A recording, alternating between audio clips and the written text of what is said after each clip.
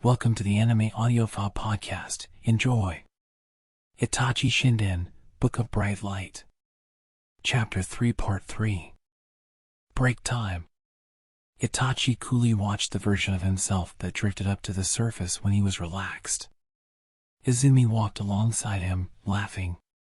5 months since he became a chunin. Concerned about Itachi never taking a proper day off, the village ordered him to take a longish break of a week. They were going to force him to rest. His father nodded at this order, noting that the timing was right, and told him to also take a break from training with Shisui that week. Given that Itachi had no idea what to do with his time other than missions and training, he couldn't stop feeling like he had suddenly been set adrift in a calm sea. He tried to sleep all day, but his body, used to missions, woke him up before the crows started cawing in the morning. Having no other choice, he was forced to kill time playing with 6-year-old Sasuke and helping him with his training before he started at the academy. Sasuke's gotten really big. Just yesterday he had been crawling around babbling, but now he could speak like a proper person. He followed Itachi everywhere, calling his name constantly and telling his big brother all about himself. He was beyond delighted to have Itachi there spending time with him, given that the older boy was normally never at home. After Itachi had spent 3 days watching over Sasuke like this, his father told him to go out and talk with someone his own age. "You're tired. Take some time and enjoy this vacation. If you do, you'll stop saying things like that." Things like that. Fugaku meant the incident at Nakano Shrine. Itachi still regretted giving voice to his true feelings when his brethren had been shouting about how they hated the village. He could have talked until he was blue in the face, but people carried away by passion like that had no ears to listen with. Speech alone was pointless. But he meant what he had said then. Not a word of it had been a lie. The more a person hated, the more the object of their hatred hated them back. And this inevitably led to fighting. He understood his clan's distress, but what exactly would come of holding hatred in their hearts? His father crushed Itachi's complicated thoughts with one word: tired. "Hey, are you listening to me?" The high-pitched voice broke into his thoughts and echoed in his brain. Itachi blinked for a moment before turning in the direction of the voice. Izumi was walking beside him, a bounce in her step. Her eyes caught his and didn't release them. "You should watch where you're going, you know," he remarked. Her voice also had a bounce in it. "You want to take a break over there?" She pointed at a tea shop ahead of them. They had left the clan compound and come into the center of the village. Itachi wasn't worried about what people would think seeing them together like this. He was taking a walk with a friend. There was nothing else to it. "Two, please." Izumi called out and sat down on a long bench in front of the shop, where a scarlet carpet was laid out. Itachi sat beside her. "Cornin." He heard a familiar voice from inside the shop. "Oh, if it ain't Itachi." The accented voice was that of an old teammate. "Shinko. Been ages, Shinko had been with him on Team 2, the team he had first been assigned to after becoming a genin. He was told that confronted with the reality of the world of the ninja, she had given up her genin certification. "I'm working here now." "So it seems." Izumi hesitantly watched Itachi talking so familiarly with the older Shinko. "So? Your girlfriend?" Shinko asked, eyes glittering as she set 2 cups of tea down on the bench. "Friend. Oh. I bet she's all disappointed now." Shinko teased, and Izumi jumped up, surprised. The older girl laughed and turned her eyes back to Itachi. "Heard you made chunin. Nice one." "Thanks," he said. Izumi sat quietly, her face turned to the ground. "Knew I chose right when I quit the ninja." Shinko hugged the tray she had brought the tea onto her chest. "There was all that with Tenma dying. But half of why I quit the ninja was because of you." "Me?" "Seeing a genius like you up close, I saw the limits of my own talents so clear, I hated it. And then I got sad, you know? Started wondering if I should really keep at it and all. So the very next day, I went and quit it. She laughed loudly and delightfully before he heard a voice calling her from inside the shop. Right, then. Can't be lazing about here. I'll be back when you've got your order sorted. She disappeared into the shop. You really are amazing, huh, Itachi, Izumi murmured, head still hanging, after watching Shinko leave. I don't have the kind of talent that would make anyone just give up on being a ninja. But you're going to graduate this year, right? She was 11, so her graduation was about a year early. It wasn't as if she didn't have talent herself. That doesn't count as talent, you know, Izumi noted sadly. As he watched her, Itachi felt a faint joy. Half of the reason Shinko quit is me. That meant that his power had removed a ninja from the world.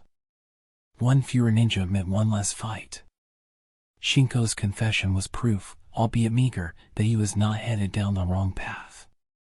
I wanted to ask you something, he said. Izumi lifted her head and looked at him, a thin veil of tears in her eyes. Why do you want to be a ninja? What? Being a ninja means actual battle. Which means you'll have to deal with so many awful, terrible things all the time. A girl like you shouldn't have to go through that. But I mean, my dad's a ninja, so. Is that the only reason? It's not just that, Izumi replied, almost a declaration. He caught a glimpse of anger in the black eyes beneath her long lashes. He didn't know what it meant. Walking down the same path as the person you like, maybe I shouldn't want that. She stood up. See you. When she looked back to smile at him, tears were spilling out of her eyes. She turned around and didn't look back again. What's this? Made your girl cry? Shinko teased, having come to stand behind him at some point. If you can hide your aura that well, maybe you should become a ninja again? No. Thanks. 4. Fugaku already told you, then. Itachi listened expressionlessly as Danzo spoke, taking sidelong glances at the boy. They were in the living room of the man, the leader of an organization separate from the Hokage's Anbu. The Foundation. The organization Danzo ruled over was, at least in name, affiliated with the Anbu, but it had a different command structure. The Foundation was an elite squad that recruited the finest in the village when they were still children and faithfully carried out its work in the shadows to maintain the peace from the darkness in the village. Itachi himself had only learned all this after Danzo summoned him here. The majority of people in the village weren't even aware of the existence of the Foundation. Danzo had been Hiruzen's right-hand man since they were young, and most people thought of him as something like an administrative official who managed the surface Anbu. Danzo's rooms were in the depths of the building at the foot of the mountain with the Hokage monument, the faces of previous Hokage, carved into it, located due north of the village. On the surface, the building was for the storage of documents and materials related to administration. Most people normally never went anywhere near it. The back gates, where the members of the Anbu slipped out of the village on missions, were nearby. It was a shadowed place, no light hitting it, even at midday. And this particular room was in the center of this dark place, so dark that although it was past noon, large candles burned in the four corners. In the flickering flames, Danzo appeared bewitchingly otherworldly, a statue of the Buddha in the middle of the night. A more cowardly person would no doubt cry and cower at just standing here like this. So I assume you have also agreed to join the Anbu. Yes, Itachi replied, briefly. The corners of Danzo's mouth turned up the slightest bit. His eye, so narrow it was nothing more than a line in his face, was focused intently on Itachi. His gaze seemed to catch every breath, every tremor of every hair. It was so sharp, it filled Itachi with horror. The boy almost felt like he was on the battlefield with an enemy. There's resistance from above at having an Uchiha in the Anbu. Even here, that black darkness twisted up around Itachi. The enmity of his father and the others at the clan meeting. The prejudice and discrimination of the village ninja toward the Uchihas. As long as he stayed in Konoha, he would be shrouded in darkness. Which is exactly why. It had to be the Umbu. Not because of his father's order. This was what Itachi himself wanted. The Umbu was an elite squad that only accepted select ninja from the village. If he distinguished himself there, the idea of building an unshakable position for himself as a pillar of the village moved out of the realm of dreams and into reality. To change this village, he would have to become important. If he became Hokage, he would be able to change everything. The first Hokage of the Uchiha clan. Bit by bit, he was starting to see clear signposts on the path he must walk in order to remove war from this world. First, he would join the Umbu. He would distinguish himself there and establish himself as a central figure in the village. After that, Hokage. He would become Hokage and get rid of the village's prejudice toward the Uchihas. And Itachi's dreams didn't stop there. Once he was Hokage, he would be able to meet regularly with people of influence from other places. If he worked together with ninja from other villages, he should be able to eliminate ninja rivalry. Ninja would disappear from the world. Once there were no more ninja, the daimyos would lose their means of making war. What lay beyond that was a world without war or fighting. For Itachi's dreams, the Umbu, and becoming Hokage, were nothing more than checkpoints. First, step number 1, join the Umbu. He had no time for the opposition of the village officials or the members of the Umbu. He intended to overcome all resistance. An achievement is required to show us whether or not you are suitable for the Umbu. Do you mean a mission? Precisely, Danzo didn't move a muscle, frozen like a strange doll. Itachi had also not moved. He felt like if he so much as twitched, Danzo would see right through to his true intentions. A silent battle was unfolding between them. I have been put in charge of giving you that mission. Danzo's being in charge meant that it would be a dark mission, where the light of the sun did not reach. Itachi had long prepared for just such an eventuality, and simply stared resolutely at Danzo. He cut to the heart of the matter. There is a man in the Umbu, age 34. From your perspective, he is already an old ninja, I suppose, Danzo said, in a monotone, perhaps sarcastic or joking. Itachi didn't bother to react. After a period of flowing silence, Danzo started speaking once more. Although not as great as your own, many have seen great talent in him from the time he was a child. This man came up the ranks through Genin and Chunin without incident, and joined the Umbu at the same time as he was promoted to Jonin. But he cut himself off, and the flames in the four corners flickered together. Recently, we learned he has been colluding with Kiri. A traitor. The general framework of the mission coalesced in Itachi's mind. Only a very few people in the village know of the man's collusion. So the one to take care of him is me. I'm not finished. The cold voice shot through Itachi. Those who belong to the Umbu do their utmost to keep the people of the village from learning of their affiliation. On the surface, this man lives an average life as a jonin. He has a wife and 2 children, ages 3 and 1. What is Danzo trying to plant inside me? Itachi asked in his heart. Was he trying to test the boy somehow, by telling him that he had to kill someone with a family? If this speech was motivated by a suspicion that Itachi would be carried away by emotion and hesitate to fulfill his mission, Danzo was seriously mistaken. Other than the fact that he was linked to Kiri, this man is capable, a great ninja, trusted by the Hokage himself. Danzo spat out the words great ninja too theatrically, they had no truth to them. Itachi knew that Danzo was being sarcastic. He had had several times more experience than the average 11-year-old child, and understood these subtleties of emotion. But if we permit a traitor, the village will never be strong, Danzo continued. I understand, Itachi said, with a hint of irritation at Danzo's circuitous way of speaking. And then, as soon as the words were out, he regretted his own imprudence. Danzo had probably noticed that Itachi was annoyed, and also that he regretted it. Despite knowing the man had seen through him like this, Itachi didn't let it show on his face. He felt, to an unpleasant degree, the unfathomable darkness of this man who walked in the shadows of Konoha. For someone as insightful as you, this tale is quite roundabout. Forgive me. Not at all.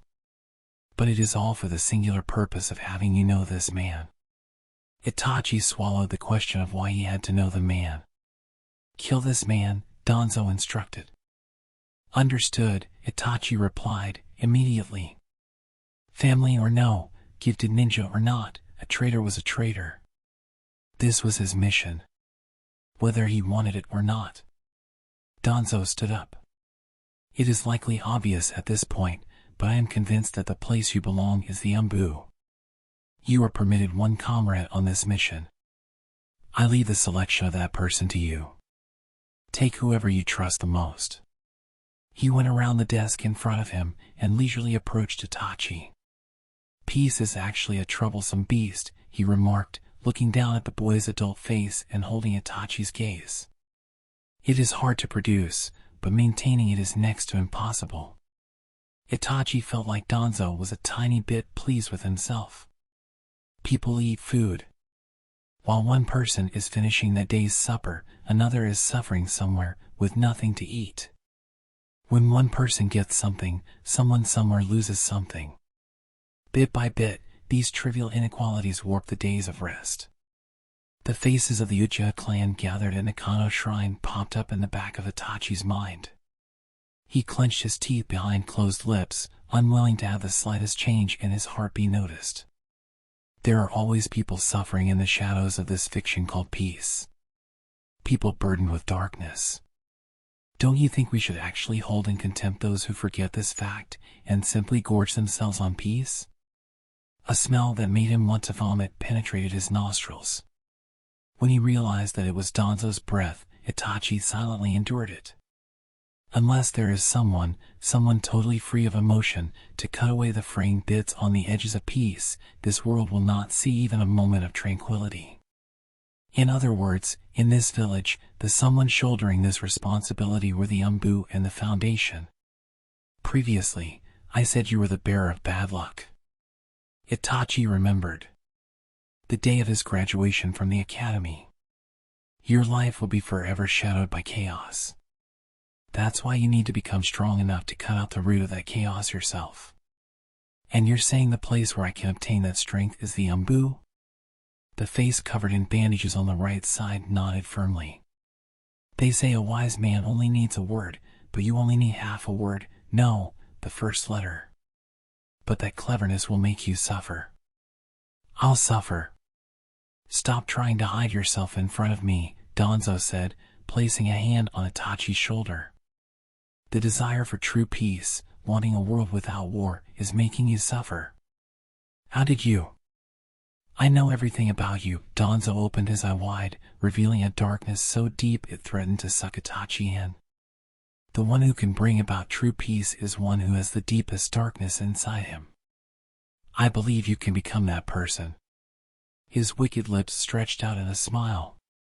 Come to me, Uchiha Itachi. Before Itachi had the time to even think, his instincts were turning his face away, as if trying to whisk him away from the darkness and its mysterious appeal. Assassination, huh? Shisui murmured, as if to confirm the story Itachi had just told him. They were facing each other on top of the cliff that only they knew about, but Shisui made no move to look Itachi in the eye. He kept his gaze focused on the ground to one side, as he quietly thought the situation over. When he told me to take someone I trusted, I thought of you, Itachi said. Kohina to Mukai, he's a pretty decent ninja, Shisui of the body flicker noted, having himself grown up into a leading ninja in Konoha, before falling into thought again. I don't have any right to ask this of you, given that you're not connected with the Umbu in any way. But I don't know anyone in the Umbu, and there's no one else I can trust with a mission like this. That's 'cause you're bad with people, Shisui said, with a grin.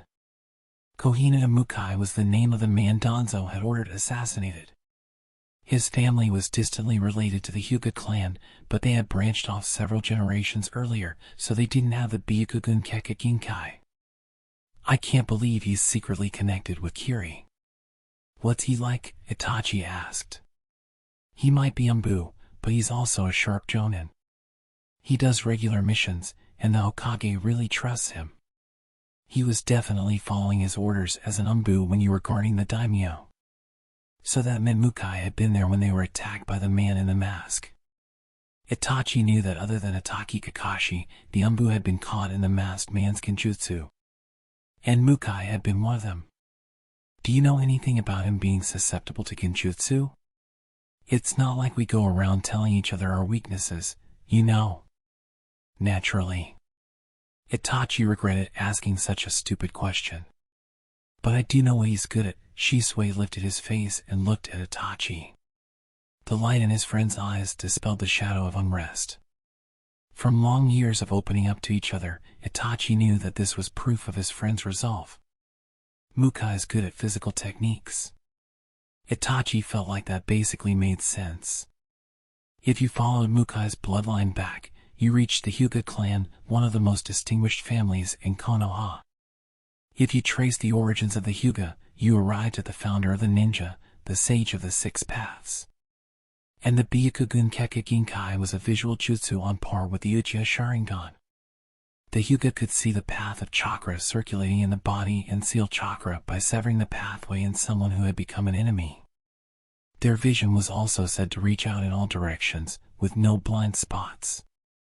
Once the pathway was sealed, the Hyuga clan used physical techniques. Their physical jutsu, known as Gentle Fist, aligned the flow of the user's chakra with the chakra extant in all living creatures, allowing the user to deliver a series of blows based on circular defensive movements, destroying anything inside their opponent's body, such as internal organs. Gentle Fist was a secret of the Hyuga clan, but given that they were a branch family, it was no stretch to imagine that at least some knowledge of it had been passed down to the Kohinatas. He uses Gentle Fist? Itachi asked. Shisui nodded. So as long as we don't get close, we have the advantage. Mukai's pretty skilled. I can't imagine he'd let you fight him from a distance. It seemed that the hypothetical battle with Mukai was already happening inside Shisui's head. Will you come with me? Of course, Shisui bumped his fist up against Itachi's chest. You got no one else you can trust, right? Yeah. You join the Umbu, and you'll be closer to the center of the village. And if you do that, you'll be invaluable for our clan. Itachi thought about just what those words meant. He and Shisui were driven by the same thing, and they didn't begrudge their own lives if it meant the peace of the clan. With each of the secret monthly meetings at Nakano Shrine, the atmosphere grew progressively worse. Both boys believed that resentment toward the village was already approaching the limit. They had to avoid an explosion, no matter what. This was their shared understanding. End of part 3. Thank you for listening. Remember to like and subscribe for lots more.